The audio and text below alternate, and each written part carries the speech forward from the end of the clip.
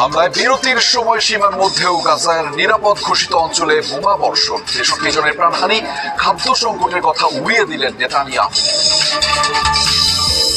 স্কটল্যান্ডে Trump ইউরোপীয় commission president বৈঠক, you পণ্যে 15% শুল্কে বাণিজ্য চুক্তি সই, কিছু মার্কিন পণ্যের শূন্য ট্যারিফের সিদ্ধান্ত।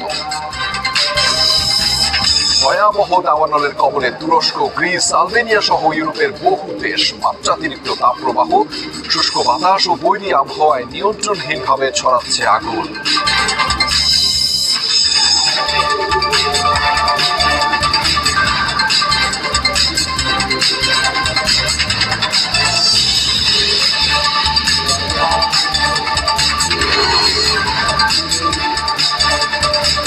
দর্শক, এতক্ষণ শিরোনাম দেখছিলেন, আপনাদের সাথে আছি আমি আহমেদ রেজা। এবার জানাচ্ছি বিস্তারিত। ত্রাণ নিয়ে রীতি